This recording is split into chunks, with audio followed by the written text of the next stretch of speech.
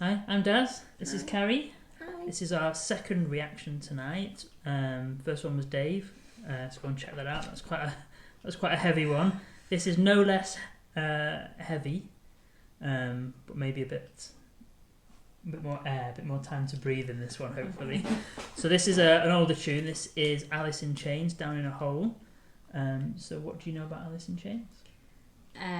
If anything. Well, I know that you really like them, and you used to have a red T-shirt from about 2000, probably, and that I couldn't name a song by them, and that I get them a lot confused with Faith No More.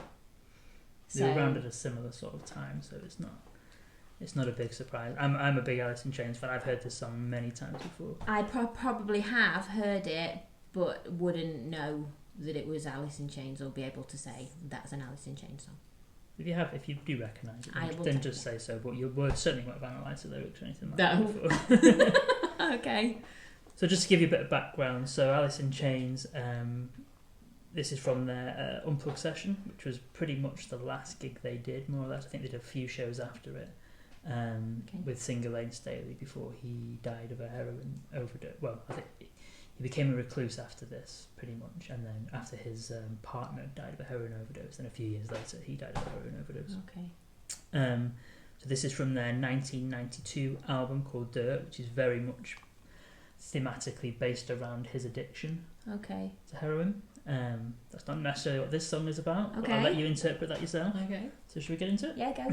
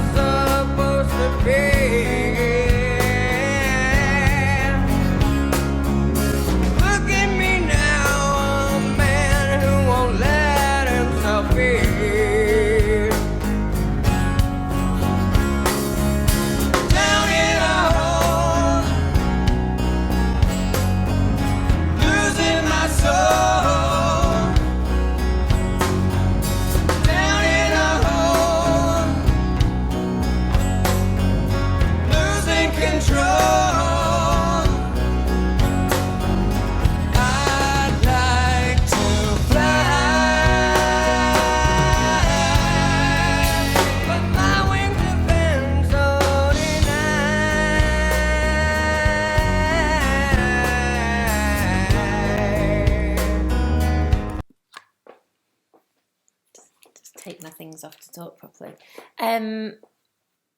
I just wanted to stop it because it's making me feel quite emotional, and it's only the end of the first verse. What's making you I've feel got that emotional? feeling in my nose that I get when I want to cry. Pick some good songs for tonight. I think it's just set me off. It's lovely and also tragic. What do you think it's about at this point? Well, what's your interpretation of it? just that I feel like it's like that.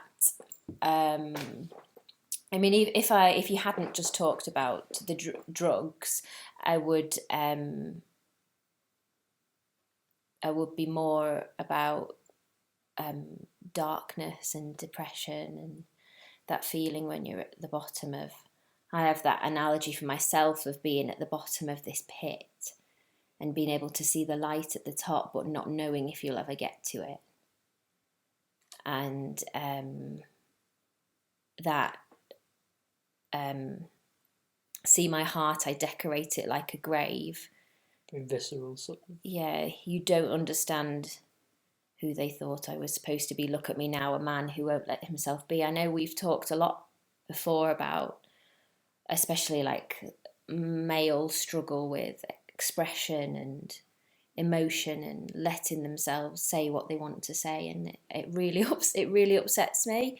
And I think I always had a not a dismissal of a lot of rock music, heavier rock music, that when I was younger, I didn't always think that it was, it was as lyrically. I don't know what I was listening to then. The Smiths.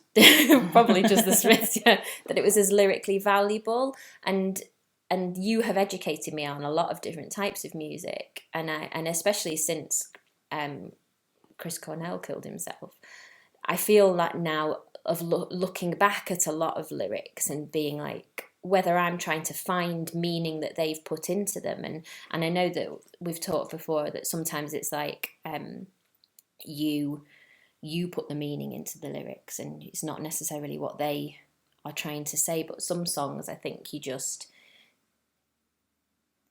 it's hard to not see that, and this is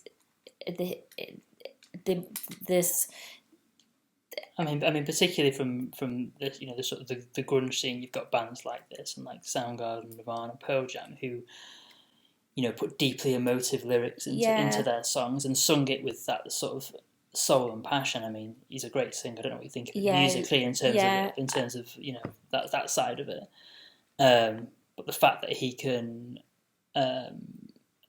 express this through vocals as well. He's not just. It's not a flat voice. It's not an unexpressive voice. Yeah. It's really emotional. The way he's singing. You feel like he's telling you a story about himself.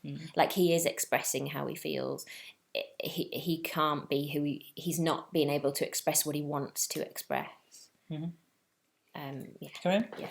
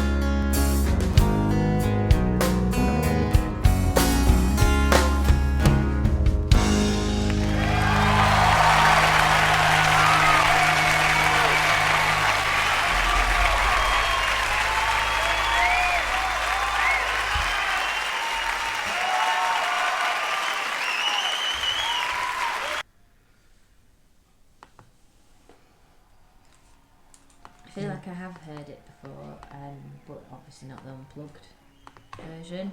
The non-unplugged version. Yeah. It's very, it's a lot heavier. It's electric guitars and stuff. So any more? Okay, ignoring the lyrical side of it, what did you think? I love it. Musically? I think it's lovely. One of the characteristics of Alice in Chains is their harmony, vocal harmonies. It's, there's two guys singing, which features quite heavily through all of their songs. And obviously the voices mesh really well. Yeah, that was lovely when gives they it were kind of doing it. Sort of haunting quality. Yeah. And the guitars were lovely. The bit that went in. I'm terrible at identifying instruments as well, by the way. So sometimes I make funny noises, and Dad says, "Oh, that was a trumpet." Yeah, I thought it was beautiful. I thought it was beautifully sad, and I quite like that. I like sadness, and when I feel sad, I want to listen to things that make me feel sad, and then I don't feel as sad, which is probably why I used to listen to the Smiths all the time. That's pretty normal though. Yeah, it is. But sadness is to be wallowed in. It's not to be ignored. Well, you should wallow in it because then it will pass and you'll feel better. And obviously, I've started listening to Alice in Chains in my teenage years, and that's obviously when you're quite sad about things that probably don't really matter that much in hindsight, but at the time you feel them. Oh, because she's so self-centered and you can't see anything past yourself. So do you still think it's about the same sort of thing? Yeah, I do. I think, and he's looking for, to me, that bit when he says about I kicked myself in the teeth. So it's like I've been guilty of kicking myself in the teeth. Outspoken more of my feelings because he may not have done. He's made mistakes and he's feeling the repercussions of them that's brought him to this place. And he's not going to let himself be free in the way he wants to. His wings are denied. He wants to fly, but he doesn't feel like he can because of past mistakes that he's made. So we actually know what this is about because Jerry Cantrell, the guitarist who wrote it, told us it's about a relationship. So he said this: "It's in my top 3 personally. It's to my long-time love. It's the reality of my life, the path I've chosen in a weird way. It kind of foretold where we are right now. It's hard for us to both understand that this life is not conducive to much success with long-term relationships." This life in general, or this life that he has? I'm assuming he's talking personally. But the way you summed up the first bit, you didn't speak about relationships specifically, but you spoke about not living up to something, or that kind of not feeling like you can be the person you want to be, or which is obviously in a place that you don't feel you can get out. Which is what he's saying, but it's other relationship in generality. It takes on action. I mean, a lot of people assume that Lane, the vocalist, wrote it, and it's about addiction. Which you could read it that way. Yeah. I think it's quite. It's easy to look back at something and apply when you know. Yeah, when you know what's happened in hindsight, and it's quite general. The words. It's not obviously about relationship. So obviously, when he sings it, he obviously will imbue his own meaning on it as he's singing it. So he may interpret it that way himself. Do you like it? What do you think of it? No, I really like it. It would definitely make me listen to more Alice in Chains. Maybe you have to play something that's gentle first. And then, I'd definitely listen to more. I really liked it. Cool. Well, I love it, obviously. And I did have a red t-shirt of the Unplugged session, which I won from a Quran competition back in the day. Wish I still had it, but there you go. Yeah, I probably need to throw it out. It probably got moth-eaten when we lived in Brighton. Yeah, everything did. So anything else to say? Have you got Alice in Chains records? Yeah. Out on vinyl? Mm-hmm. Yeah, alright, well maybe we'll listen to one later. Cool, right. Okay, thanks. Thanks guys, see you again soon, bye.